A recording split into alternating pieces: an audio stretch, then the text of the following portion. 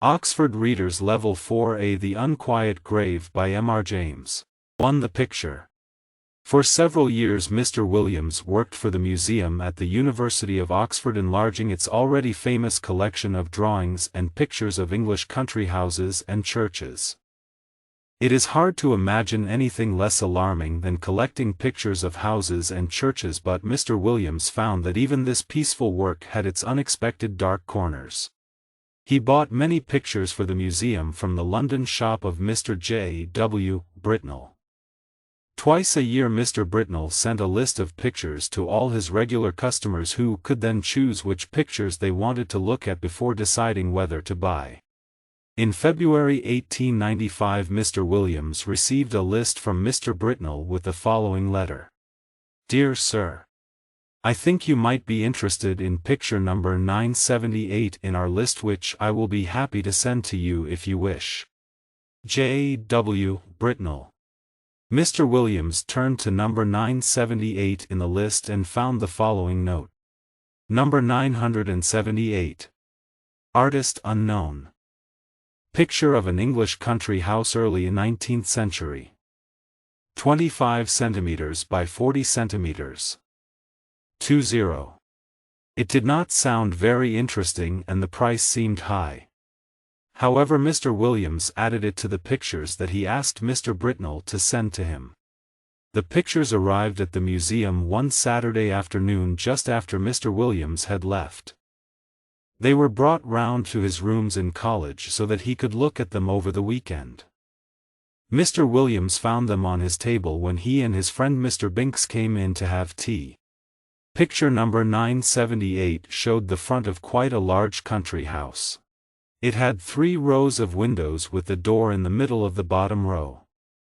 There were trees on both sides of the house and a large lawn in front of it. The letters A, W, F were written in the corner of the picture. Mr. Williams thought that it was not very well done, probably the work of an amateur artist, and he could not understand why Mr. Britnell thought it was worth £20.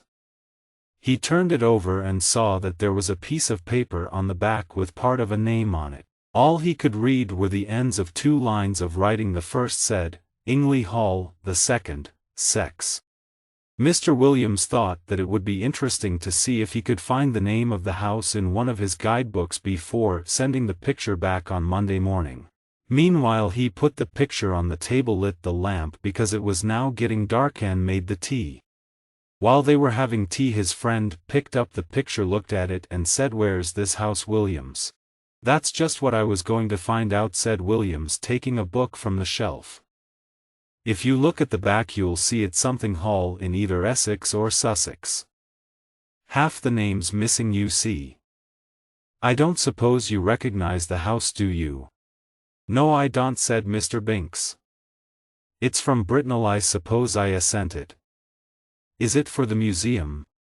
Well, I would buy it if the price was £2, replied Mr. Williams, but for some reason he wants £20 for it. I can't think why. It's not a very good picture and there aren't even any figures in it to make it more interesting.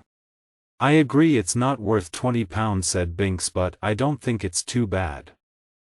The light seems rather good to me, and I think there is a figure here just at the edge in the front. Let me see, said Williams. Well, it's true, the light is quite well done.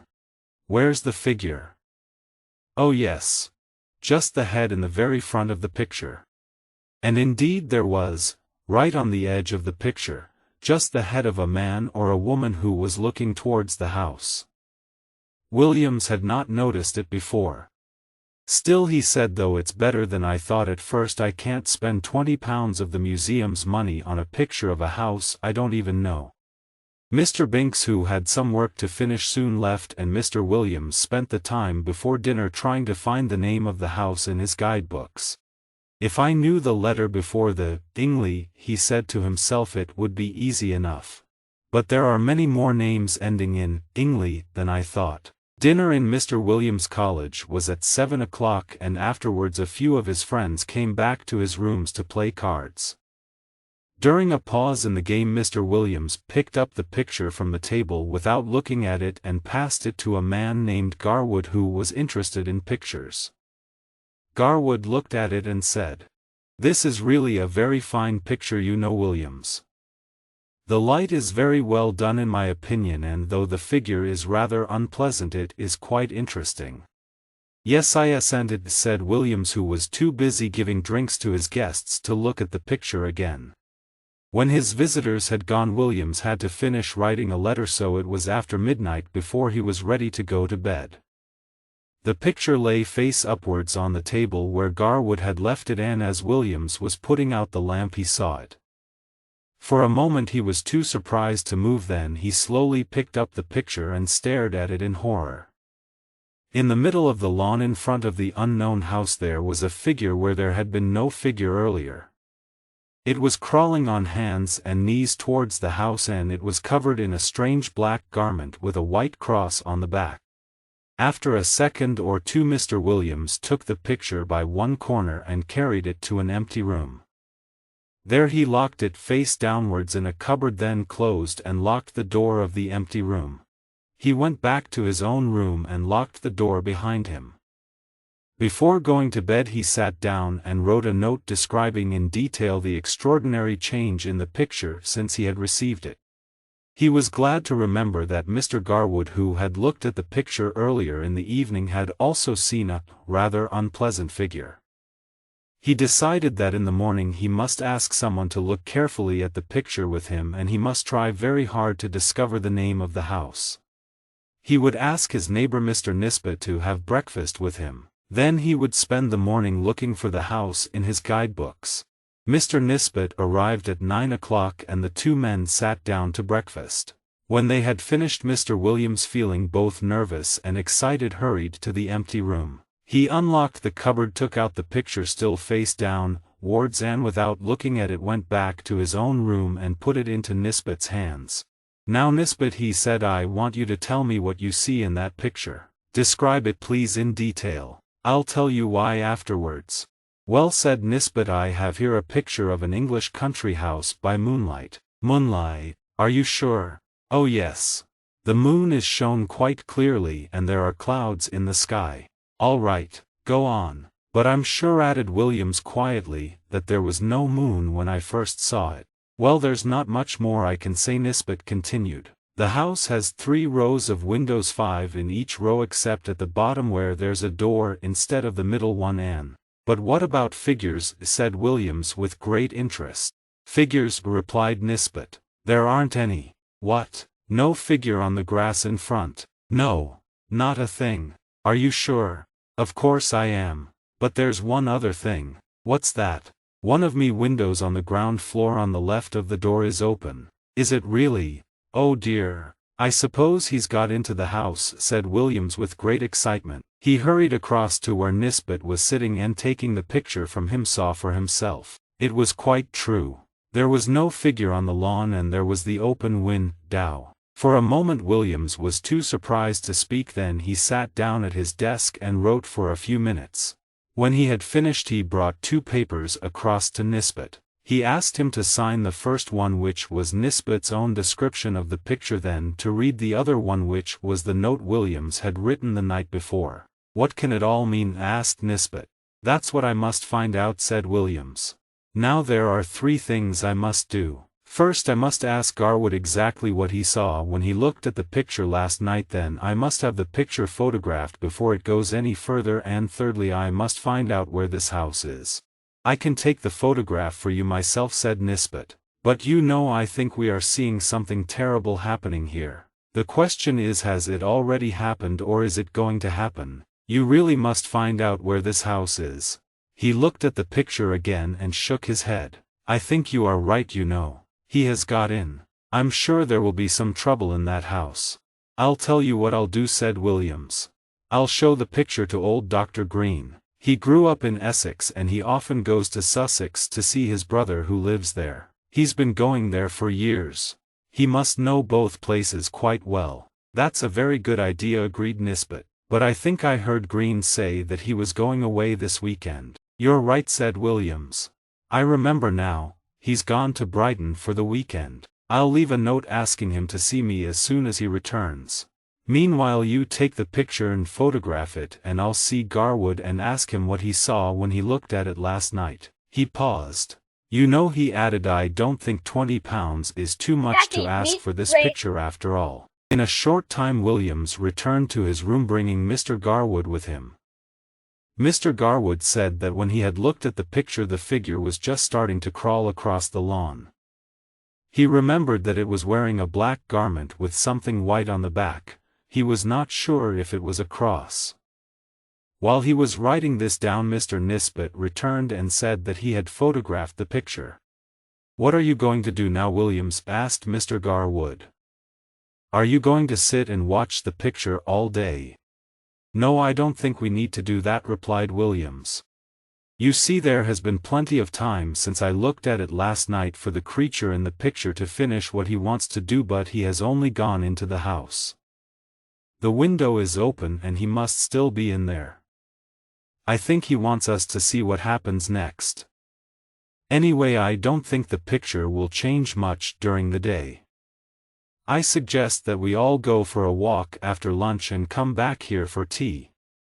I'll leave the picture on my table and lock the door. My servant has a key and can get in if he wants to, but nobody else can." The others agreed that this was a good plan. They also wanted to avoid talking to anyone about this extraordinary picture, knowing what excitement and argument it would cause. At about 5 o'clock they came back to Mr. Williams' rooms for tea.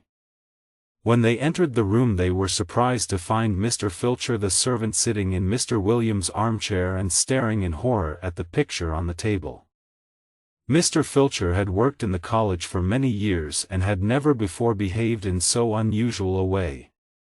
He seemed to feel this himself and tried to jump to his feet when the three men came in. "I'm sorry, sir," he said. "I didn't mean to sit down." "That's all right, Robert," said Mr. Williams. "I was going to ask you some time what you thought of that picture." "Well, sir," replied the servant, "of course I don't really understand pictures, but I wouldn't like my little girl to see it. I'm sure it would give her bad dreams. It doesn't seem the right kind of picture to leave lying around. It could frighten anybody, seeing that awful thing carrying off the poor baby. That's what I think, sir. Will you need me any more today, sir?" "Thank you, sir." Filcher left the room and the three men went at once to look at the picture. There was the house as before, under the moon and the clouds. But the window that had been open was now shut, and the figure was once more on the lawn, but not crawling this time. Now it was walking, with long steps, towards the front of the picture. The moon was behind it and the black material of its garment nearly covered its face. The three men were deeply thankful that they could see no more of the face than a high, white forehead and a few long, thin hairs. Its legs beneath the garment were horribly thin, and its arms held something which seemed to be a child, whether dead or living it was not possible to say. The three friends watched the picture until it was time for dinner, but it did not change at all. They hurried back to William's rooms as soon as dinner was finished. The picture was where they had left it, but the figure had gone and the house was quiet under the moon and the clouds. "Well," said Mr. Williams, "now we really must try to find where this house is." They got out the guidebooks and began to work. It was nearly 2 hours later when Williams suddenly cried, "Ha! This looks like it." He read aloud from the Tsueda to Essex that he was holding. Anningley. Interesting 12th-century church containing the tombs of the Francis family whose home Anningley Hall stands just behind the church. The family is now extinct. The last member of the family disappeared very mysteriously in 1802 while still a child. His father, Sir Arthur Francis, a well-known amateur artist, lived quite alone after that until he was found dead in his house 3 years later after he had just completed a picture of the hall. As Mr. Williams finished reading there was a knock on the door and Dr. Green came in. He had just returned from Brighton and had found William's note. He agreed at once that the picture was of Anningley Hall, which was not far from where he had grown up. "Have you any explanation of the figure, Green?" asked Williams. "I don't know, I'm sure, Williams," Dr. Green replied. "When I was a boy, some of the old people in Anningley still used to talk about the disappearance of the Francis child.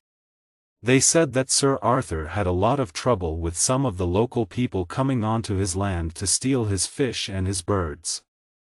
He decided to catch them all and have them punished, and, one by one he did, until there was only one left. This was a man called Gaudy, whose family had once been rich and important in that part of Essex. In fact, some of them had their tombs in the village church too.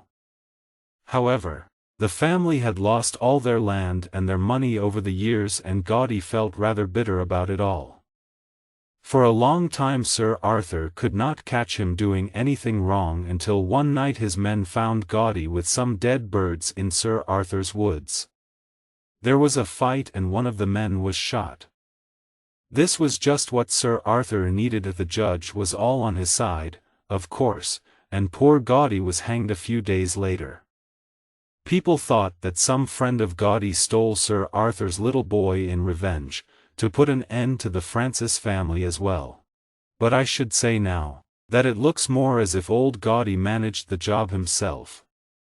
I don't like to think about it. Let's have a drink, shall we? The story of the picture was told to a few people. Some believed it and some did not. Mr. Britnell knew nothing about it except that the picture was unusual in some way. It is now in the museum, and although it has been carefully watched, no one has ever seen it change again. 2 rats. And if you walked through the bedrooms now, you'd see the dirty grey bed sheets rising and falling like the waves of the sea. Rising and falling with what? Why, with the rats crawling underneath them. But was it rats? I ask because in another story it was not. I cannot put a date to the story, but I was young when I heard it and the teller was old. It happened in Suffolk, at a place where the coast road climbs a little hill as it travels northwards. At the top of the hill on the left stands a tall narrow house built about 1770. Behind it are the gardens and other buildings, and in front lies open heath with a view of the distant sea. The house was once a well-known inn, though I believe few people stay there now. To this inn came Mr. Thompson, a young man from the University of Cambridge in search of peace and pleasant surroundings in which to study. He found both the innkeeper and his wife kept a comfortable house, and Mr. Thompson was the only guest. It was fine spring weather, and Mr. Thompson's days passed very happily. His plan was to stay a month, studying all morning, walking on the heath in the afternoon, and talking with the local people in the bar in the evening. On one of his walks over the heath he came upon a large white stone with a square hole in the top. No doubt it had once held a post of some kind. He looked around him at the wide open heath and beyond that the sea shining in the bright sunlight, and decided that the stone had probably once held a sign to guide the local sailors back to their homes. In the bar that evening he spoke of the stone and his idea that it had perhaps once held a sign to guide sailors. "Yes," said Mr. Betts, the innkeeper, "I've heard they could see it from out at sea, but whatever was there fell down long before our time." "A good thing it did too," said one of the villagers. "It wasn't a lucky sign, that's what the old men used to say." "Not lucky for the fishing, I mean." "Why ever not?" said Thompson. "Well, I never saw it myself," answered the other. "But those old fishermen had some strange ideas, and I wouldn't be surprised if they pulled it down themselves." It was impossible to get anything clearer than this, and people soon began to talk about something else. One day Mr. Thompson decided not to have a walk in the afternoon but to continue studying. He returned to his room after an early lunch and read on until about 3 o'clock. Then he put down his book, rose, and went out into the passage, thinking that he would have a rest for 5 minutes. The house was completely silent. He remembered that it was market day and everyone had gone into the local town. As he stood there, the idea came to him to look at the 4 other rooms along the passage. He was sure that the Bettses would not mind. The room opposite his was big but had no view of the sea. The next 2 were both smaller than his with only 1 window each, his had 2. He walked down the passage to the door at the end and found that it was locked. Thompson decided that he must see inside that room. Perhaps the key of his room would unlock the door. It did not, so he fetched the keys from the other 3 rooms and tried them. One of them fitted the lock and he opened the door. The room had 2 windows looking south and west, and hot bright sunshine filled the room. Here there was no carpet, only wooden floorboards, and no pictures, no furniture except a bed in the farther corner, a metal bed covered with a bluish-gray blanket. You could not imagine a more ordinary room, but there was something that made Thompson close the door very quickly and very quietly behind him and then lean against the wall in the passage, trembling all over. Under the blanket someone lay, and not only lay but moved. It was certainly someone and not something, because the shape of the head and body was clear under the blanket.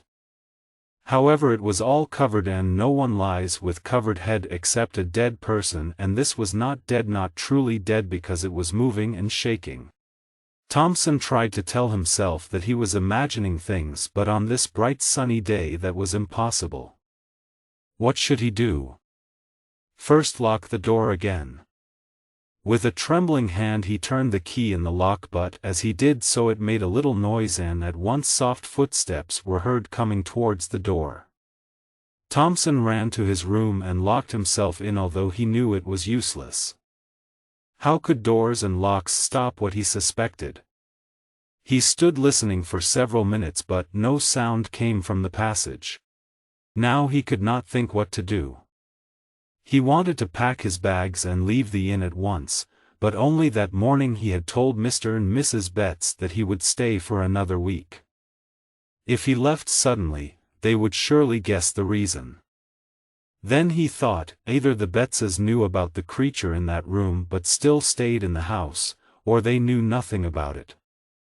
Perhaps they knew just enough to make them keep the room locked, but not enough to make them leave the house. In any case, they did not seem to be afraid of whatever was in that room, so why should he be afraid of it? He decided to stay another week as he had arranged. As the days passed, Thompson listened hard for sounds from the room at the end of the passage, but he heard nothing. Of course he could not ask Mr. or Mrs. Betts about it, and he did not think he could ask anyone else. However, he wanted very much to find some kind of explanation, so he decided that he would try to see inside the locked room once again before he left the inn. He made a simple plan. He would arrange to leave by an afternoon train and would have his luggage put on the cart for the station. Then just before leaving he would go back upstairs to make sure that he had not left anything behind. But instead of going to his own room he would go to the other. He put oil on the key to make it easier to open the door quietly. His last day arrived. After lunch his luggage was taken downstairs and put on the cart for the station. Mr. and Mrs. Betts came to the front door to say goodbye.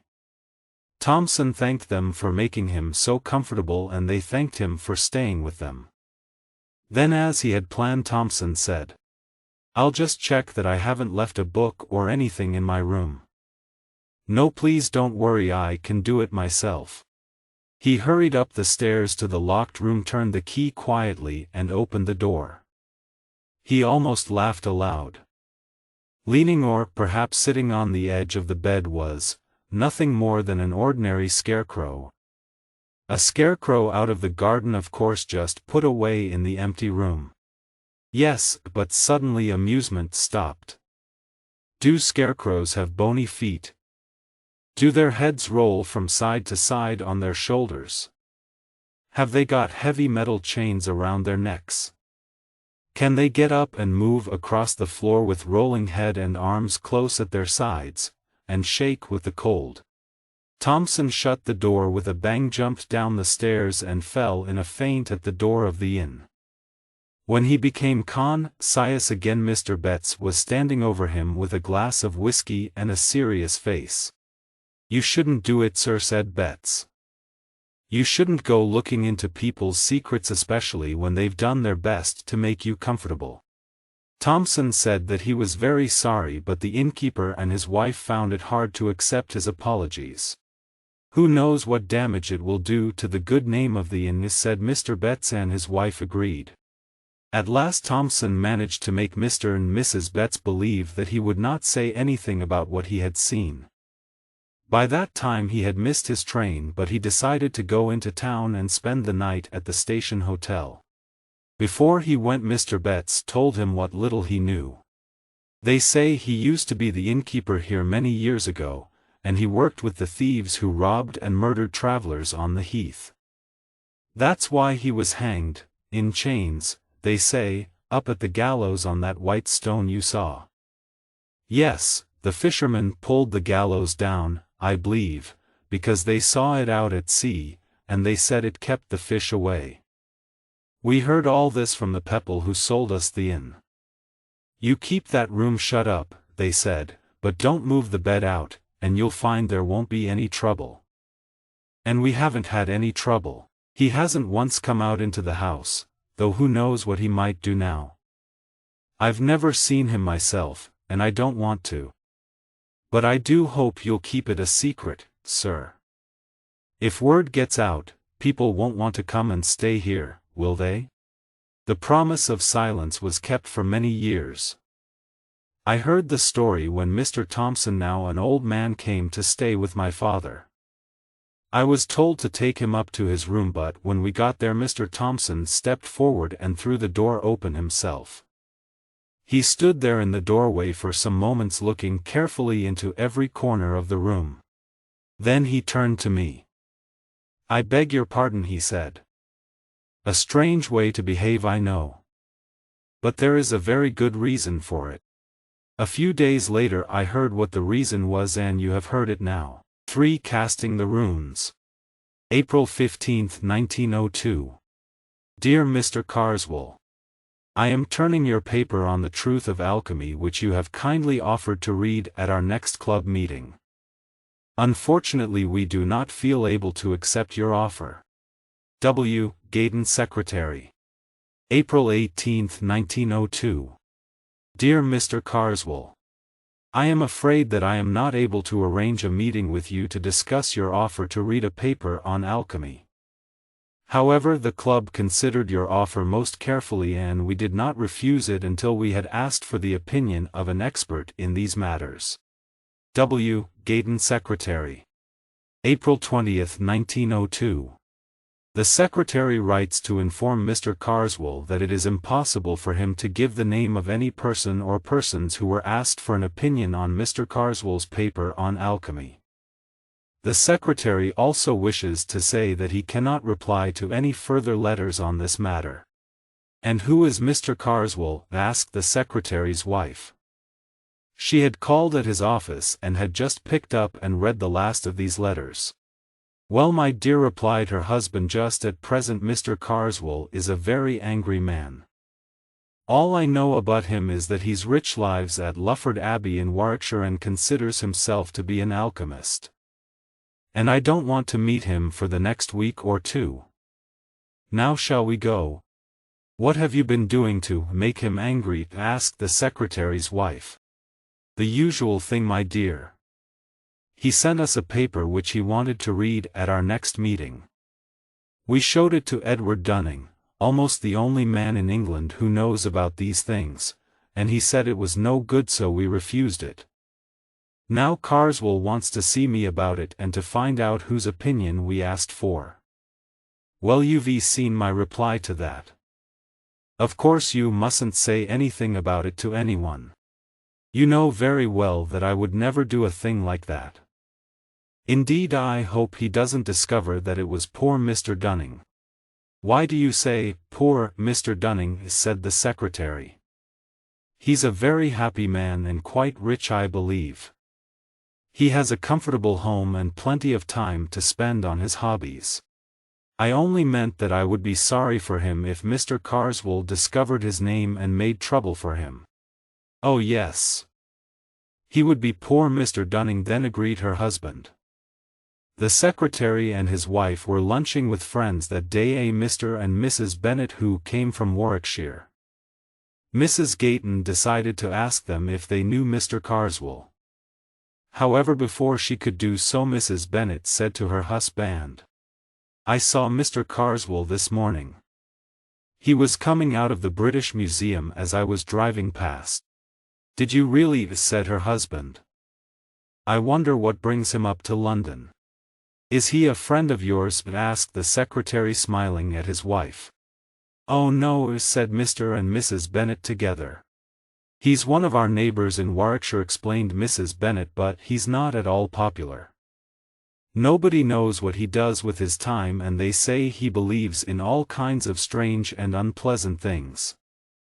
If he thinks you have been impolite to him, he never forgets it, and he never does anything kind for his neighbors." "But my dear," said her husband, "you're forgetting the Christmas party he gave for the children." "Oh no, I'm not," replied his wife. "That's a good example of what I mean." She turned to the secretary and his wife. "The first winter he was at Lufford, this horrible man invited all the village children to a Christmas party at his house. He said that he had some of these new moving pictures to show them. Everyone was rather surprised, because they thought that he didn't like children. He used to be very angry if any of the village children came on to his land. However, the children all went, and a friend of ours, Mr. Farrer, went with them to see that everything was all right." "And was it?" asked the secretary.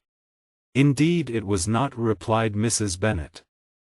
"Our friend said it was obvious that Mr. Carswell wanted to frighten the children to death, and he very nearly did so. The first film was Red Riding Hood, and the wolf was so terrible that several of the smaller children had to leave the room. The other films were more and more frightening. At the end, Mr. Carswell showed a film of a little boy in the park surrounding Lufford Abbey. Every child in the room could recognize the place. There was a horrible creature in white following the little boy. At first you could see it hiding in the trees, then it became clearer and clearer, and at last it caught the little boy and pulled him to pieces. Our friend said that it gave him some very bad dreams, so you can imagine how the children felt. Of course, this was too much, and Mr. Farrer told Carswell that he must stop it. All Mr. Carswell said was, 'Oh, the dear children want to go home to bed, do they? Very well, just one last picture.' And then he showed a short film of horrible creatures with wings and lots of legs. They seemed to be crawling out of the picture to get among the children. Of course, the children were terribly frightened, and they all started screaming and running out of the room. Some of them were quite badly hurt because they were all trying to get out of the room at the same time. There was the most awful trouble in the village afterwards. Several of the fathers wanted to go to Lufford Abbey and break all the windows, but the gates were locked when they got there. So you see why Mr. Carswell is not one of our friends." "Yes," agreed her husband. "I think Carswell is a very dangerous man. I feel sorry for anyone who makes an enemy of him." "Is he the man?" asked the secretary, "who wrote a history of witchcraft about 10 years ago?" "Yes, that's the man," replied Mr. Bennet. "Do you remember what the newspapers said about it?" "Yes, I do," said the secretary. "They all said that it was a really bad book. In fact, I knew the man who wrote the sharpest report of them all." "So did you, of course. You remembered John Harrington. He was at Cambridge with us." "Oh, very well indeed. But I had heard nothing of him between the time we left university and the day I read about his accident in the newspaper." "What happened to him?" asked one of the ladies. "It was very strange," said Mr. Bennet. "He fell out of a tree and broke his neck. The mystery was why he had climbed the tree in the first place. There he was, an ordinary man walking home along a country road late one evening, and suddenly he began to run as fast as he could. Finally he climbed up a tree beside the road, a dead branch broke, he fell and was killed. When they found him the next morning, he had a terrible expression of fear on his face. It was quite clear that he had been chased by something, and people talked about mad dogs and so on, but no one ever found the answer. That was in 1889, and ever since then his brother, Henry, who was also at Cambridge with us, has been trying to find out the truth of what happened. He thinks that someone wanted to harm his brother, but, of course, he has never been able to prove anything. After a pause, Mr. Bennet asked the secretary, "Did you ever read Carswell's History of Witchcraft?" "Yes, I did," said the secretary. "And was it as bad as Harrington said?" "Oh yes. It was badly written, but what it said was very bad too, although Carswell seemed to believe every word of what he was saying." "I didn't read the book, but I remember what Harrington wrote about it," said Mr. Bennet. "If anyone wrote like that about one of my books, I would never write another, I'm sure." "I don't think Carswell feels the same way," replied the secretary. "But it's 3:30, we must go. Thank you for an excellent lunch." On the way home Mrs. Gayton said, "I hope that horrible man Carswell doesn't discover that it was Mr. Dunning who said his paper was no good." "I don't think he's likely to do that," replied her husband. "Dunning won't tell him, and neither shall I. The only way Carswell might find out is by asking the people at the British Museum Library for the name of anyone who studies all their old books about alchemy. Let's hope he won't think of that." But Mr. Carswell was a very clever man. One evening, later in the same week, Mr. Edward Dunning was returning from the British Museum Library, where he had been working all day, to his comfortable home. He lived alone there, except for the two women who cooked and cleaned for him. A train took him most of the way home, then he caught a bus for the last mile or two. He had finished reading his newspaper by the time he got on the bus, so he amused himself by reading the different notices on the windows opposite him. He already knew most of them quite well, but there seemed to be a new one in the corner that he had not seen before. It was yellow with blue letters, and all he could read was the name John Harrington. Soon the bus was nearly empty, and he changed his seat so that he could read the rest of it. It said, "Remember John Harrington of the Laurels, Ashbrook, Warwickshire, WHO, died September 18, 1889. He was al-lowed 3 months." Mr. Dunning stared at this notice for a long time.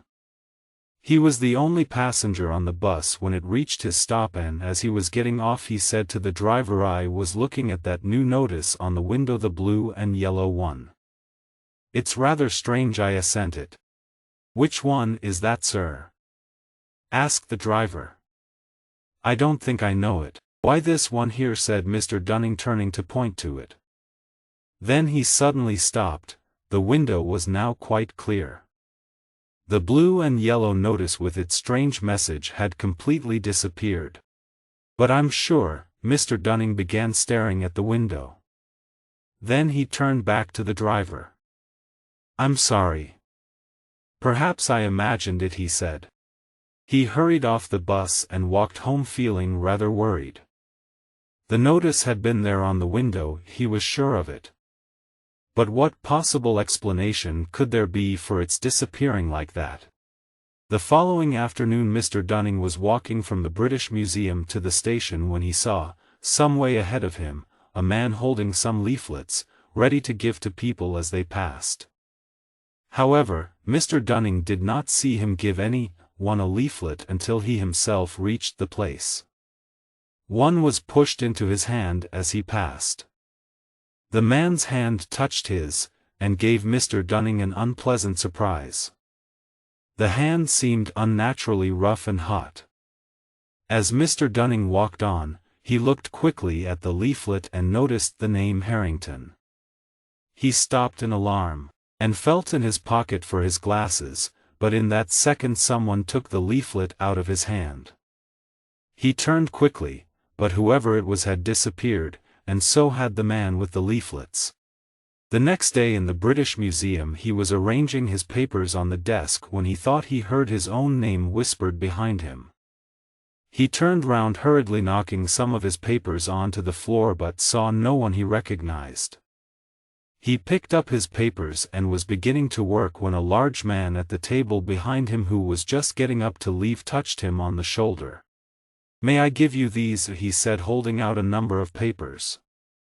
"I think they must be yours." "Yes, they are mine." "Thank you," said Mr. Dunning. A moment later the man had left the room. Later Mr. Dunning asked the librarian if he knew the large man's name. "Oh yes. That's Mr. Carswell," said the librarian. "In fact, he asked me the other day who were the experts on alchemy, so I told him that you were the only one in the country. I'll introduce you if you like. I'm sure he'd like to meet you." No, please don't," said Dunning. "He is someone I would very much prefer to avoid." On the way home from the museum Mr. Dunning felt strangely unwell. Usually he looked forward to an evening spent alone with his books, but now he wanted to be with other people. Unfortunately the train and the bus were unusually empty. When he reached his house he was surprised to find the doctor waiting for him. "I'm sorry, Dunning," said the doctor. "I'm afraid I've had to send both your servants to hospital." "Oh dear," said Mr. Dunning. "What's the matter with them?" "They told me they'd bought some fish for their lunch from a man who came to the door and it has made them quite ill." "I'm very sorry to hear that," said Mr. Dunning. "It's strange," said the doctor. "I've spoken to the neighbors and no one else has seen anyone selling fish. Now don't worry. They're not seriously ill, but I'm afraid they won't be home for 2 or 3 days. Why don't you come and have dinner with me this evening? 8 o'clock.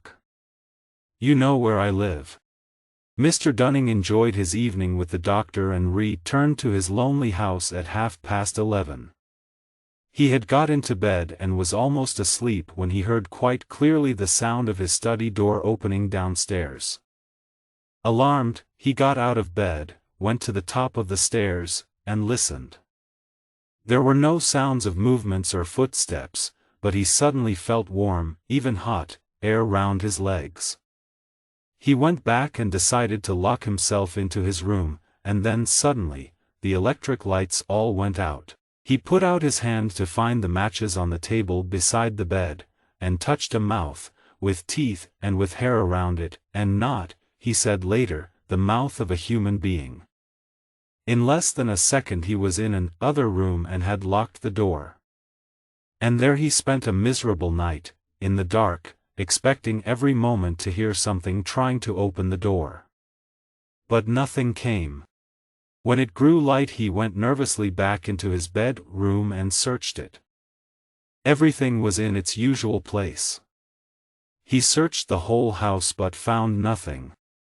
It was a miserable day for Mr. Dunning. He did not want to go to the British Museum in case he met Carswell, and he did not feel comfortable in the empty house. He spent half an hour at the hospital where he found that the 2 women were feeling much better. Then he decided to go to the club for lunch. There he was very glad to find his friend the secretary, and they had lunch together. He told Gayton that his servants were in hospital, but he was unwilling to speak of his other problems. "You poor man," said the secretary. "We can't leave you alone with no one to cook your meals. You must come and stay with us. My wife and I will be delighted to have you. Go home after lunch and bring your things to my house this afternoon. No, I won't let you refuse." In fact, Mr. Dunning was very happy to accept his friend's invitation. The idea of spending another night alone in his house was alarming him more and more. At dinner that evening Mr. Dunning looked so unwell that the Gaytons felt sorry for him and tried to make him forget his troubles. But later when the 2 men were alone Dunning became very quiet again. Suddenly he said, "Gaydon, I think that man Carswell knows that I was the person who advised you to refuse his paper." Gaydon looked surprised. "What makes you think that?" he asked. So Dunning explained. "I don't really mind," he continued, "but I believe that he's not a very nice person and it could be difficult if we met." After this Dunning sat in silence looking more and more miserable. At last Gaydon asked him if some serious trouble was worrying him. "Oh, I'm so glad you asked," said Dunning. "I feel I really must talk to someone about it. Do you know anything about a man named John Harrington?" Very surprised, Gaydon could only ask why he wanted to know. Then Dunning told him the whole story of the notice in the bus, the man with the leaflets, and what had happened in his own house. He ended by asking again if Gaydon knew anything about John Harrington. Now it was the secretary who was worried and did not quite know how to answer. His friend was clearly in a very nervous condition, and the story of Harrington's death was alarming for anyone to hear. Was it possible that Carswell was involved with both men? In the end Gaydon said only that he had known Harrington at Cambridge and believed that he had died suddenly in 1889. He added a few details about the man and his books. Later, when they were alone, the secretary discussed the matter with his wife. Mrs. Gaydon said immediately that Carswell must be the link between the two men, and she wondered if Harrington's brother Henry could perhaps help Mr. Dunning. She would ask the Bennets where Henry Harrington lived and then bring the two men together. When they met, the first thing Dunning told Henry Harrington was of the strange ways in which he had learnt his brother's name. He described his other recent experiences and asked Harrington what he remembered about his brother before he died. "John was in a very strange condition for some time before his death, it's true," replied Henry Harrington. "Among other things, he felt that someone was following him all the time. I'm sure that someone was trying to harm him, and your story reminds me very much of the things he experienced. Could there be any link between you and my brother, do you think?" "Well," replied Dunning, "there is just one thing. I'm told that your brother wrote some very hard things about a book not long before he died, and as it happens I too have done something to annoy the man who wrote that book." "Don't tell me his name is Carswell," said Harrington. "Why, yes it is," replied Dunning. Henry Harrington looked very serious. "Well, that is the final proof I needed," he said. "Let me explain. I believe that my brother John was sure that this man Carswell was trying to harm him. Now, John was very fond of music. He often went to concerts in London and always kept the concert programs afterwards. About 3 months before he died, he came back from a concert and showed me the program. I nearly missed this one," he said. "I couldn't find mine at the end of the concert and was looking everywhere for it. Then my neighbor offered me his, saying that he didn't need it any more. I don't know who he was a very large man. Soon after this my brother told me that he felt very uncomfortable at night. Then one evening he was looking through all his concert programs when he found something strange in the program that his large neighbor had given him. It was a thin piece of paper with some writing on it, not normal writing. It looked to me more like runic letters in red and black. Well, we were looking at this and wondering how to give it back to its owner when the door opened and the wind blew the paper into the fire. It was burnt in a moment." Mr. Dunning sat silent as Harrington paused. Now he continued, "I don't know if you ever read that book of Carswell's, The History of Witchcraft, which my brother said was so badly written." Dunning shook his head. "Well," Harrington went on, "after my brother died I read some of it. The book was indeed badly written and a lot of it was rubbish, but one bit caught my eye. It was about casting the runes on people in order to harm them, and I'm sure that Carswell was writing from personal experience. I won't tell you all the details, but I'm certain that the large man at the concert was Carswell and that the paper he gave my brother caused his death." Now I must ask you if anything similar has happened to you." Dunning told him what had happened in the British Museum. "So Carswell did actually pass you some papers," said Harrington. "Have you checked them?" "No." "Well, I think we should do so at once if you agree." They went round to Dunning's empty house where his papers were lying on the table. As he picked them up, a thin piece of paper fell to the ground. A sudden wind blew it towards the open window, but Harrington closed the window just in time to stop the paper escaping. He caught the paper in his hand. "I thought so," he said. "It looks just like the one my brother was given." "I think you're in great danger, Dunning." The two men discussed the problem for a long time. The paper was covered in runic letters which they could not understand, but both men felt certain that the message, whatever it was, could bring unknown horrors to its owner. They agreed that the paper must be returned to Carswell and that the only safe and sure way was to give it to him in person and see that he accepted it. This would be difficult since Carswell knew what Dunning looked like. "I can grow a beard," said Dunning, "so that he won't recognize me. But who knows when the end will come?" "I think I know," said Harrington.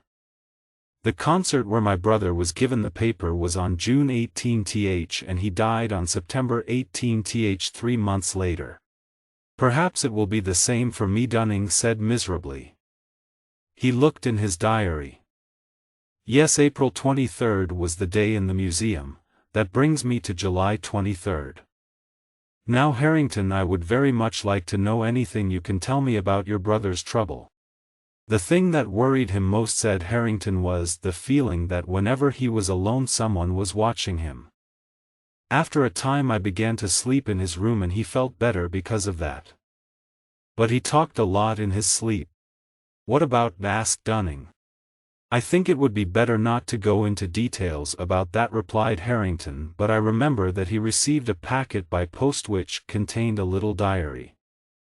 My brother didn't look at it, but after his death I did, and found that all the pages after September 18th had been cut out. Perhaps you wonder why he went out alone on the evening he died. The strange thing is that during the last week of his life all his worries seemed to disappear and he no longer felt that someone was watching or following him." Finally the two men made a plan. Harrington had a friend who lived near Lufford Abbey. He would stay with him and watch Carswell. If he thought they had a chance to arrange an accidental meeting, he would send a telegram to Dunning. Meanwhile, Dunning had to be ready to move at any moment and had to keep the paper safe. Harrington went off to his friend in Warwickshire and Dunning was left alone. He found waiting very hard and was unable to work or to take any interest in anything. He felt that he was living in a black cloud that cut him off from the world. He became more and more worried as May, June and the first half of July passed with no word from Harrington. But all this time Carswell remained at Lufford Abbey. At last, less than a week before July 23, R.D. Dunning received a telegram from his friend. "Carswell is leaving London for France on the boat train on Thursday night. Be ready. I will come to you tonight. Harrington." When he arrived, the two men made their final plan. The boat train from London stopped only once before Dover at Croydon West. Harrington would get on the train in London and find where Carswell was sitting. Dunning would wait for the train at Croydon West, where Harrington would look out for him. Dunning would make sure that his name was not on his luggage and most importantly must have the paper with him. On Thursday night Dunning waited impatiently for the train at Croydon West. He now had a thick beard and was wearing glasses and felt sure that Carswell would not recognize him. He noticed that he no longer felt himself to be in danger, but this only made him worry more because he remembered what Harrington had said about his brothers last week. At last the boat train arrived and he saw his friend at one of the windows. It was important not to show that they knew each other, so Dunning got on further down the train and slowly made his way to the right compartment. Harrington and Carswell were alone in the compartment, and Dunning entered and sat in the corner furthest from Carswell. Carswell's heavy traveling coat and bag were on the seat opposite him, and next to where Dunning was now sitting. Dunning thought of hiding the paper in the coat but realized that this would not do. He would have to give it to Carswell and see that Carswell accepted it. Could he hide Carswell's bag in some way, put the paper in it, and then give the bag to him as he got off the train? This was the only plan he could think of. He wished desperately that he could ask Harrington's advice. Carswell himself seemed very restless. Twice he stood up to look out of the window. Dunning was just going to try to make his bag fall off the seat when he saw a warning expression in Harrington's eye. Carswell was watching them in the window. Then Carswell stood up a third time, opened the window and put his head outside. As he stood up, something fell silently to the floor and Dunning saw that it was a thin wallet containing Carswell's tickets. In a moment Dunning had pushed the paper into the pocket at the back of the wallet. Just then the train began to lose speed as it came into Dover station and Carswell closed the window and turned round. "May I give you this, sir?" "I think it must be yours," said Dunning, holding out the wallet. "Oh, thank you, sir," replied Carswell, checking that they were his tickets. Then he put the wallet into his pocket. Suddenly the compartment seemed to grow dark and very hot, but already Harrington and Dunning were opening the door and getting off the train. Dunning, unable to stand up, sat on a seat on the platform, breathing deeply, while Harrington followed Carswell the little way to the boat. He saw Carswell show his ticket to the ticket collector and pass on to the boat. As he did so, the official called after him, "Excuse me, sir. Has your friend got a ticket?" "What d'you mean, my friend?" shouted Carswell angrily. "Sorry, sir, I thought there was someone with you." Apollo gizzed the ticket collector. He turned to another official beside him. "Did he have a dog with him or something? I was sure there were two of them." 5 minutes later there was nothing except the disappearing lights of the boat, the night wind and the moon. That night the two friends sat up late in their room in the hotel. Although the danger was past, a worry remained. Harrington Dunning said, "I'm afraid we have sent a man to his death." "He murdered my brother," replied Harrington, "and he tried to murder you. It is right that he should die." "Don't you think we should warn him?" asked Dunning. "How can we?" replied his friend. "We don't know where he's going." "He's going to Abbeville," said Dunning. "I saw it on his ticket. Today is the 21st. We could send a telegram in the morning to all the main hotels in Abbeville saying, 'Check your ticket wallet.'" Dunning. "Then he would have a whole day." After a pause Harrington agreed. "I see it would make you feel happier," he said, "so we'll warn him." The telegrams were sent first thing in the morning, but no one knows if Carswell received any of them. All that is known is that on July 23 a man was looking at the front of a church in Abbeville when a large piece of stone fell from the roof and hit him on the head, killing him immediately. The police reported that nobody was on the roof at the time. From papers found on the body they discovered that the dead man was an Englishman named Carswell. Some months later Dunning reminded Harrington that he had never told him what his brother had talked about in his sleep. But Harrington had only said a few words when Dunning begged him to stop for the experiment. In the last days of December, Dr. Hall, the village priest, was working in his study when his servant entered the room in great alarm. "Oh, Dr. Hall, sir," she cried. "What do you think? The poor squire's dead." "What? Squire Bowles?" "What are you saying, woman?" replied the priest. "I saw him only yesterday." "Yes, sir, I know," said the servant, "but it's true. Mr. Wickham, the clerk, has just brought the news on his way to ring the church bell. You'll hear it yourself in a moment. Listen. There it is." And sure enough the bell then began to ring long and slow, telling the people of the village that someone had died. Dr. Hall stood up. "This is terrible," he said.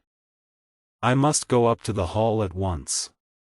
The squire was so much better yesterday. It seems so sudden. Yes, sir, agreed the servant. Mr. Wickham said that the poor squire was taken ill very suddenly with a terrible pain. He died very quickly, and Wickham said they want him buried quickly too. Yes, yes, well, I must ask Mrs. Bowles herself of Mr. Joseph, said the priest. Bring me my coat and hat, please. Oh, and tell Mr. Wickham that I would like to see him when he has finished ringing the bell. And he hurried off to the hall. When he returned an hour later, he found the clerk waiting for him. There's a lot of work for you to do, Wickham, he said, and not much time to do it. Yes, sir, said Wickham. You'll want the family tomb opened, of course. No, no, not at all, replied Dr. Hall. The poor squire said before he died that he did not want to be buried in the family tomb. It is to be an earth grave in the churchyard. Excuse me, sir, said Wickham, very surprised. Do I understand you right? No tomb, you say, and just an earth grave. The poor squire was too ill to know what he was saying, surely. Yes, Wickham, it seems strange to me too, said the priest. But Mr. Joseph tells me that his father, or I should say his stepfather, made his wishes very clear when he was in good health. Clean earth and open air.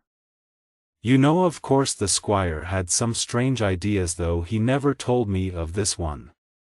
And there's another thing, Wickham. No coffin. Oh dear, said Wickham. There'll be some talk about that. And I know that old Mr. Wright has some lovely wood for the squire's coffin. He's kept it for him for years. Aye. Well, said Dr. Hall, those are the squire's wishes, so I'm told, so that's what we must do. You must get the grave dug and everything ready by 10 o'clock tomorrow night. Tell Wright that we shall need some lights. Very well, sir. If those are the orders, I must do my best, said Wickham. Shall I send the women from the village to prepare the body? No, Wickham. That was not mentioned, said the priest. No doubt Mr. Joseph will send for them if he wants them. You have enough work to do without that. Good night, Wickham. He paused. I was just writing out the year's burials in the church records. I didn't think that I'd have to add Squire Bowles' name to them. The squire's burial took place as planned. All the villagers and a few neighbors were present, and the squire's stepson Joseph walked behind the body as it was carried to the church yard. In those days nobody expected the squire's wife to come to the burial. The squire had no family except his wife and stepson, and he had left everything to his wife. But what was everything? The landhouse furniture, pictures and silver were all there, but no money was found. This was very strange. Squire Bowles was quite a rich man. He received plenty of money from his land every year. His lawyers were honest, but still there was no money. The squire had not been mean with his money. His wife had all she needed. He sent Joseph to school and university, and he lived well. But still he earned more money than he spent. Where was it? Mrs. Bowles and her son searched the house and grounds several times but found no money. They could not understand it. They sat one evening in the library discussing the problem for the 20th time. You've been through his papers again, Joseph, have you? asked the mother. Yes, mother, and I've found nothing. What was he writing the day before he died, do you know? And why was he always writing to Mr. Fowler in Gloucester? You know, he had some strange ideas about what happens to a person's soul when he dies. He was writing to Mr. Fowler about it, but he didn't finish the letter. Here, I'll read it to you. He fetched some papers from the squire's writing table and began to read. My dear friend, you will be interested to hear about my latest studies, though I am not sure how accurate they are. One writer says that for a time after death a man's soul stays close to the places he knew during life, so close in fact that he can be called to speak to the living. Indeed he must come if he is called with the right words. And these words are given in an experiment in Dr. Moore's book which I have copied out for you. But when the soul has come and has opened its mouth to speak, the caller may see and hear more than he wishes, which is usually to know where the dead man has hidden his money. Joseph stopped reading and there was silence for a moment. Then his mother said, "There was no more than that." "No, mother, nothing." "And have you met this Mr. Fowler?" "Yes. He came to speak once or twice at Oxford." "Well," said the mother, "as he was a friend of the squire, I think you should write to him and tell him what has happened. You will know what to say. And the letter is for him after all." "You're right, mother," replied Joseph. "I'll write to him at once." And he wrote that same evening. In time a letter came back from Gloucester, and with it a large packet, and there were more evening talks in the library at the Hall. At the end of one evening the mother said, "Well, if you are sure, do it tonight. Go round by the fields where no one will see you. Oh, and here's a cloth you can use." "What cloth is it, mother?" asked Joseph. "Just a cloth," was the answer. Joseph went out by the garden door and his mother stood in the doorway thinking with her hand over her mouth. Then she said quietly it was the cloth to cover his face. "Oh, I wish I had not been so hurried." The night was very dark and a strong wind blew loud over the black fields, loud enough to drown all sounds of calling or answering, if anyone did call or answer. Next morning Joseph's mother hurried to his bedroom. "Give me the cloth," she said. "The servants must not find it. And tell me quick." Her son, sitting on the edge of the bed with his head in his hands, looked up at her with wild red eyes. "We have opened his mouth," he said. "Why, oh why, mother, did you leave his face uncovered?" "You know how hurried I was that day," she replied. "I had no time." "But do you mean that you have seen it?" Joseph hid his face in his hands. "Yes, mother, and he said you would see it too." His mother gave an awful cry and caught hold of the bedpost. "He's angry," Joseph went on. "He was waiting for me to call him, I'm sure. I had only just finished saying the words when I heard him, like a dog growling under the earth. He jumped to his feet and walked up and down the room. And now he's free. What can we do? I cannot meet him again. I cannot take the drink he drank and go where he is. And I'm afraid to lie here another night." "Oh, why did you do it, mother? We had enough as it was." "Be quiet," said his mother through dry lips. "It was you as much as I. But why spend time talking? Listen to me. It's only 6 o'clock, Yarmouth's not far, and we've enough money to cross the sea. Things like him can't follow us over water. We'll take the night boat to Holland.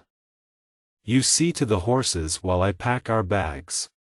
Joseph stared at her. "What will people say here?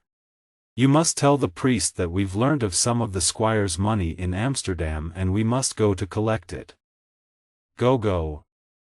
Or if you're not brave enough to do that, lie here and wait for him again tonight." Joseph trembled and left the room. That evening after dark a boatman entered an inn at Yarmouth where a man and a woman were waiting with their bags on the floor beside them. "Are you ready, sir and madam?" he asked. "We sail in less than an hour.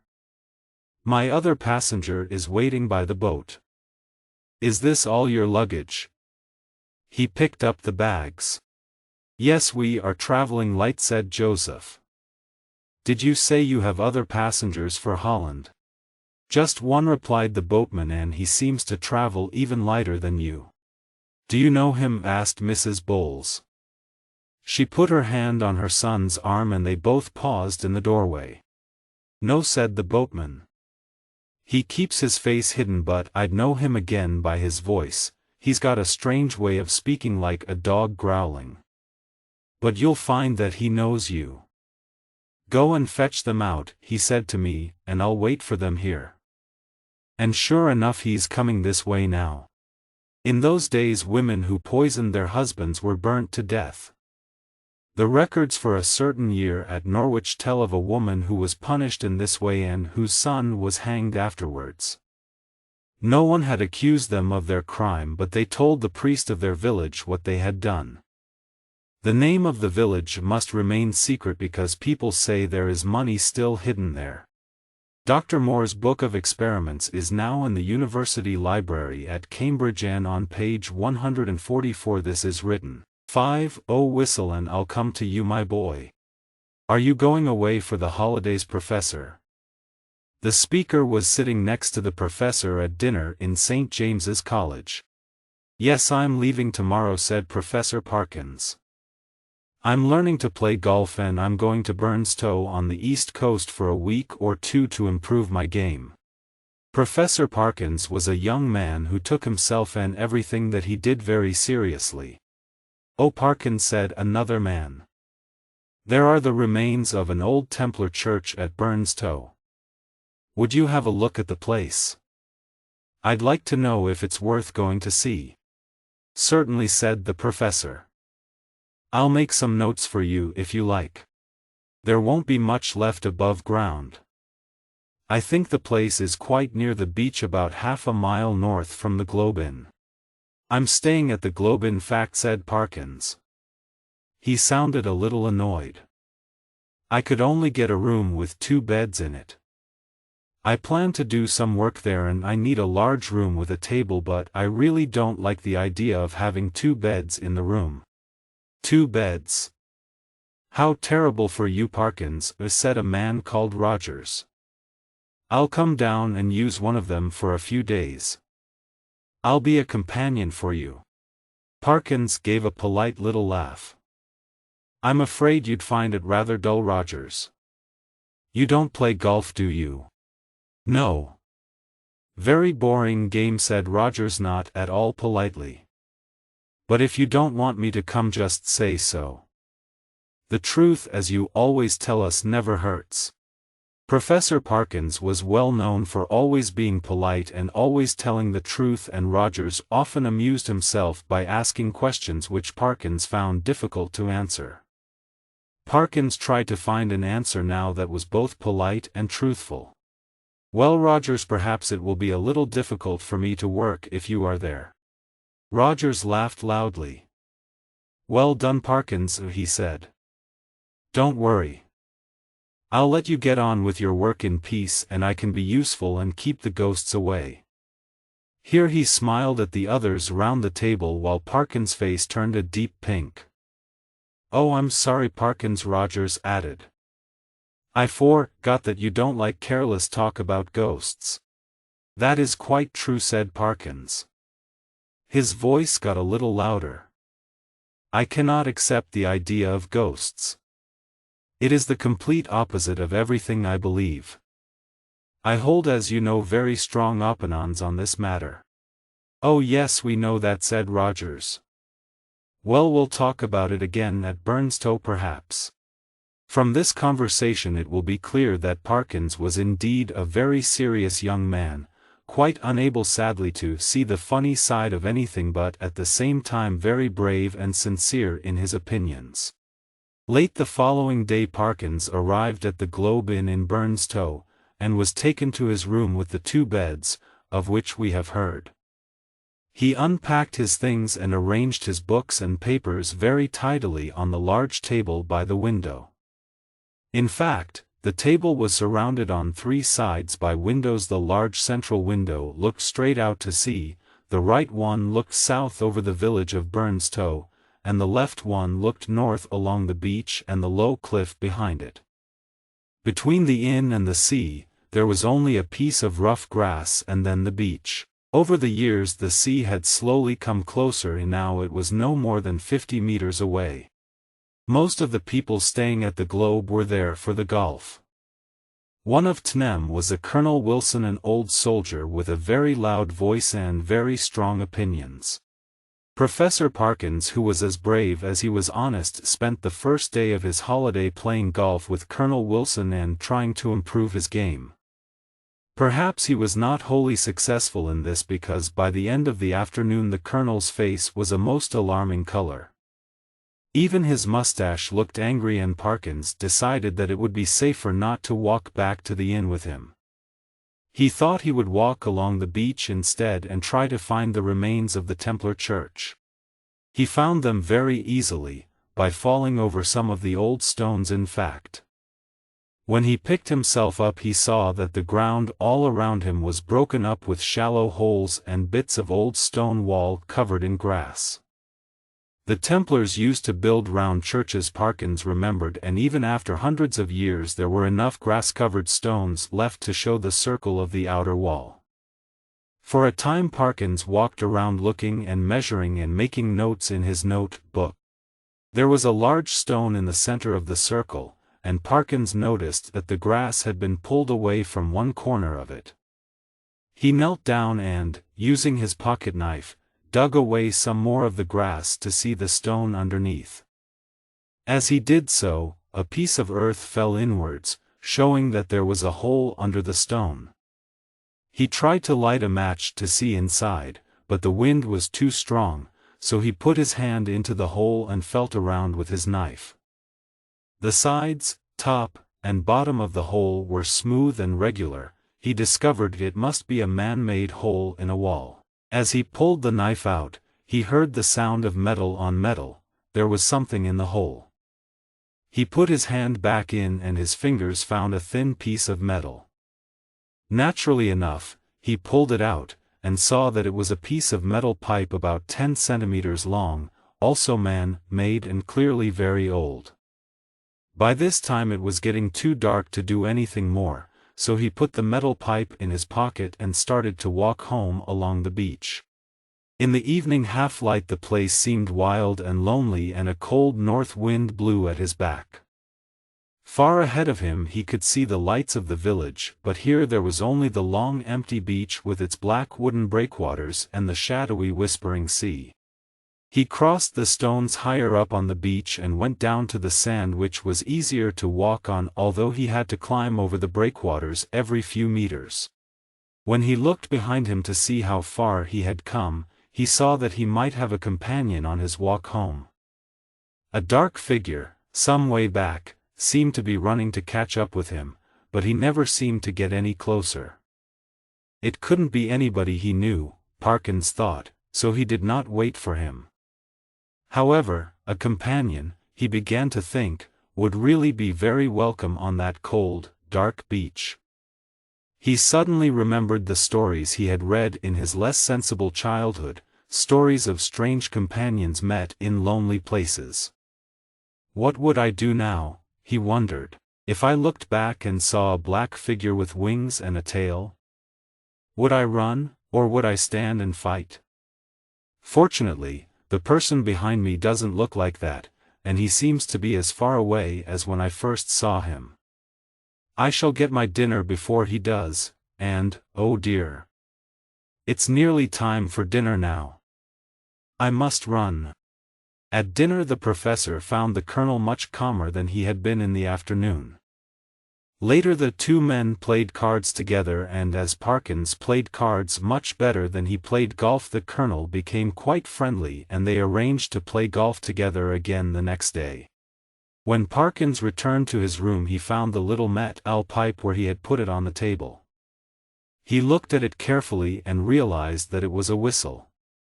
He tried to blow it, but it was full of earth, so he took out his knife and cleared the earth out onto a piece of paper, which he then shook out of the window. As he stood at the open window he was surprised to see someone standing on the grass in front of the hotel, although it was almost midnight.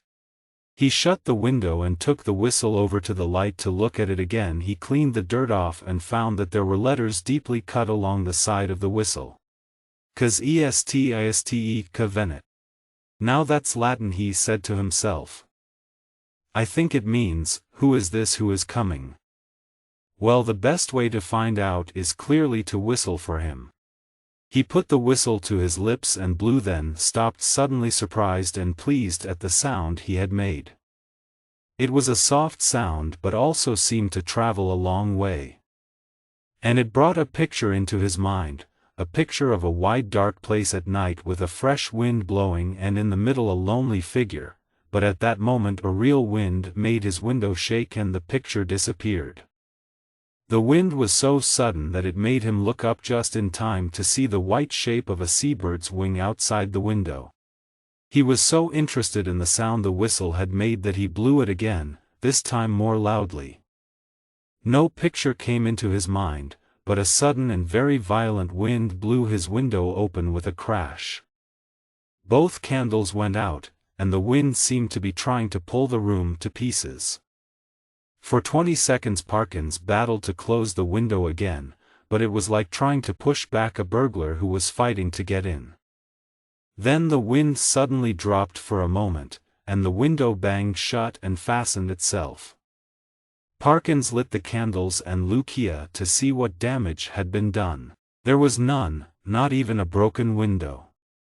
But the noise had woken the colonel in the room above. Parkins could hear him walking around and talking to himself. The wind continued to blow for a long time, beating against the house and crying like a creature in pain. Lying in bed listening, Parkins thought that a less sensible person might imagine all kinds of unpleasant things. In fact, after a quarter of an hour he thought that even sensible people would prefer not to hear this sound. He noticed that one of his neighbors was finding it difficult to sleep too. He could quite clearly hear someone not far away turning over in bed again and again. Sometimes when we close our eyes and try to sleep, we see pictures that are so unpleasant that we have to open our eyes again to make them disappear. This is what now happened to the professor. Every time he closed his eyes he saw the same picture. There was a long beach with breakwaters running down to the sea. Under a dark sky he recognized it as the beach he had walked along earlier. Then, in the distance, he saw a man running along the beach, climbing desperately over the breakwaters and looking back over his shoulder all the time. Parkins could not see his face, but he knew that the man was terribly afraid. He was also nearly exhausted. Each breakwater was harder to climb than the last. Will he get over this next one? Thought Parkins. It seems higher than the others. Yes, half climbing, half throwing himself, the man got over, and then fell to the ground, unable to get up again. The picture had not yet shown any cause for the man's fear, but now a distant figure appeared, moving very quickly. It wore a long, flowing garment, and there was something so strange about the way it moved that Parkins was very unwilling to see it any closer. It stopped, lifted its arms, bent down towards the sand, then ran, still bent over, down to the edge of the sea and back again. Now it straightened itself, and moved forward along the beach at a frightening speed. At last it came to the breakwater where the man lay hidden. Again it ran down to the sea and back again, then lifted its arms and ran towards the breakwater. It was always at this moment that Parkins was not brave enough to keep his eyes closed any longer. At last he decided to light his candle, get out a book and read for a while. The noise of the match and the sudden light seemed to alarm something near his bed, a rat probably, which ran away across the floor. The match immediately went out, but a second one burnt better, and Parkins lit the candle and opened his book. When he finally felt sleepy he forgot for the first time in his tidy sensible life to blow out the candle, and the next morning it was completely burnt down. He was in his room after breakfast when the servant who cleaned the rooms came in carrying some blankets. "Would you like any extra blankets on your bed, sir?" she asked. "Ah, yes, thank you," said Parkins. "I would like one. I think it's getting colder." "Which bed shall I put it on, sir?" the girl asked. "What? Why, the one I slept in last night," replied Parkins. "Yes, sir. But we thought you'd slept in both of them, sir. We had to make both of them this morning." "Really? How strange," said Parkins. "I didn't touch the other bed except to put my suitcase on it when I unpacked." "But you thought that someone had actually slept in it?" "Oh yes, sir. The sheets and blankets were thrown all over the place.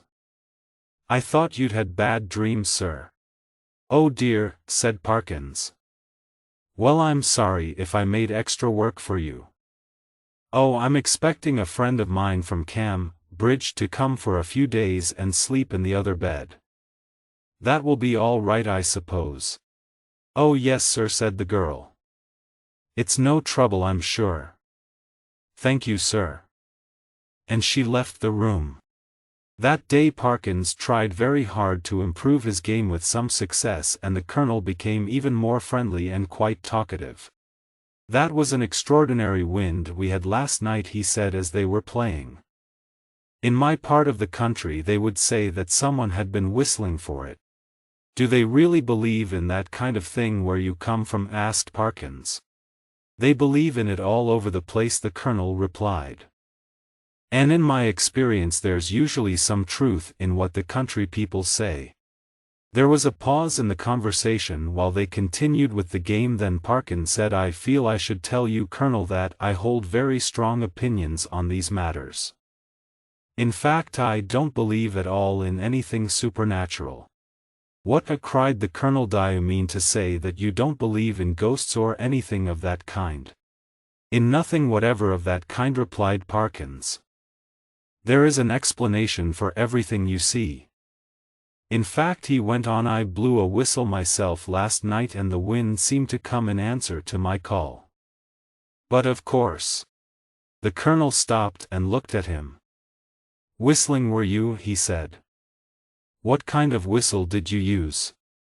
"Your turn to play, sir." Parkins hit his ball and then told the Colonel about finding the old whistle in the Templar church. "Well, sir, I'd be very careful about using a thing like that," said the Colonel. "Who knows what the Templars used it for? Dangerous lot of people they were." He went on to give his opinions on the church, old and modern, and the two men had a very enjoyable argument. The morning passed so pleasantly that they continued to play golf together in the afternoon, then walked back in the evening light to the Globe. As they turned the corner of the inn, the Colonel was nearly knocked down by a small boy who ran into him at high speed and then remained holding on to him and crying. At first the Colonel was rather annoyed, but he soon saw that the boy was so frightened that he could not speak. "What's the matter? What have you seen? Who has frightened you?" the two men asked together. "Oh, sir, I saw it wave at me out of the window," cried the boy, "and I don't like it." "What window?" said the Colonel crossly. "Explain yourself, boy." "The front window in the inn, sir, upstairs." After several questions they learnt that the boy had been playing with his friends on the grass in front of the inn. When the others had gone home for their tea, he had looked up at the big front window and had seen something waving at him. It was a figure of some kind in white. The boy couldn't see its face, but it had waved at him. There was something horrible about it, and it wasn't like a human being at all. "It was someone trying to frighten you," said the Colonel. "Next time, like a brave little English boy, you throw a stone at it." "Well, perhaps not that, but tell the people in the inn about it. Now here's sixpence for you, and you'd better run along home for your tea." The two men went round to the front of the inn and looked up. There was only one window that fitted the description they had heard. "That's very strange," said Parkins. "I remember that I locked my door when I went out this morning, and the key is still in my pocket." They went upstairs, found that the door of the room was still locked, unlocked it, and went in. "Well, everything seems perfectly all right," said Parkins, looking around. "Except your bed," said the Colonel. "That's not my bed," said Parkins. "But it certainly looks very untidy. The sheets and blankets were thrown about all over the bed." Parkins thought for a while. "Ah," he said, "I disarranged it when I was unpacking. Perhaps the girl came in to make the bed. The boy saw her at the window and then she was called away before she could finish it." "Well, ring the bell and ask her," said the Colonel. When the girl came, she explained that she had made the bed in the morning and that no one had been in the room since the professor had left. Mr. Simpson, the manager, had the only other key. Mr. Simpson then came up and said that he had not been in the room himself and had not given the key to anyone else.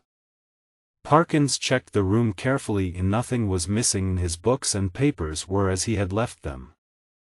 The girl made the bed again and the two men went down to have their tea. That evening Colonel Wilson was unusually quiet and thoughtful during dinner and cards, and as they were going up to their rooms he said to Parkins, "You know where I am if you need me during the night."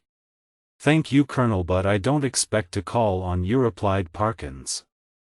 "Oh, I have that whistle I told you about. Would you like to see it?" The Colonel turned the whistle over in his hands, looking at it carefully. "What are you going to do with it?" he asked. "I'll show it to the people at Cambridge when I get back and probably give it to the museum if it's any good." "If it were mine," said the Colonel, "I'd throw it into the sea right now. But of course you and I don't think the same way about these things. Good night." And he went off to his room. There were no curtains at the windows in the professor's room. The previous night it had not mattered, but tonight there was a bright moon in a cloudless sky. Parkins was afraid that the moonlight might wake him up in the middle of the night, so he arranged a blanket held up with a stick and his umbrella which would stop the moonlight shining onto his bed. Soon he was comfortably in bed, where he read a book for a while. Then he blew out his candle and went to sleep. An hour or so later he was suddenly woken by a loud crash. In a moment he realized that the blanket had fallen down and a bright moon was shining on his bed. Should he get up and put the blanket up again, or could he manage to sleep if he did not? He lay in bed for several minutes trying to decide what to do. All at once he turned over in bed, eyes wide open, listening hard. There had been a movement in the other bed. Was it a rat? The sound came again, something moving in the blankets and making the bed shake. No rat could make a noise like that, surely. Suddenly his heart nearly stopped beating as a figure sat up in the empty bed. Parkins jumped out of his own bed and ran towards the window to get his stick. As he did so, the thing in the other bed slid to the floor and stood with arms stretched out between Parkins and the door. Parkins stared at the creature in horror. He could not reach the door without touching it as he passed, and the thought of that touch made him feel sick. Now it began to move, bending low and feeling its way with arms that were hidden in its flowing garment. Parkins realized with horror that it could not see. It turned away from him and in doing so touched the bed he had just left. It bent its head low and felt all over the bed in a way that made Parkins tremble with fear. Realizing that the bed was empty, the creature moved forward into the moonlight which shone in through the window. For the first time Parkins saw it clearly, but the only thing he could remember later was a sickeningly horrible face of crumpled cloth. The expression on that face he could not or would not describe, but it certainly drove him nearly mad with fear. But he had no time to watch it for long. With frightening speed the creature moved around the room, searching and feeling, and a corner of its flowing garment brushed across Parkins' face. He screamed in horror, and at once it jumped at him, driving him towards the window. The next moment Parkins was halfway through the window backward, screaming again and again at the top of his voice, and the cloth face was pushed close into his own. In that final second the Colonel kicked the door open and was just in time to see the frightening sight at the window. When he reached the figures, only one was left. Parkins fell forward into the room in a faint, and before him on the floor lay a crumpled bedsheet. The Colonel asked no questions but kept everyone out of the room, helped Parkins back to bed, and with a blanket round his shoulders spent the rest of the night in the other bed. The next morning Mr. Rogers arrived and to his surprise was very warmly welcomed by the professor. The three men discussed what to do for a long time. The colonel, who remembered a similar experience in India, supposed that the creature, having no body of its own, had to make one out of the sheet from the bed. At the end of their talk the colonel left the hotel, carrying between his finger and thumb a small piece of metal which he threw into the sea as far as a strong arm could send it. Later he burnt the sheet in the field behind the globe. As you can imagine, Professor Parkin's opinions on some matters are now less certain than they used to be. He is also a more nervous person than he was. Even a coat hanging up on a door will alarm him, and the sight of a scarecrow in a field late on a winter afternoon has given him more than one sleepless night.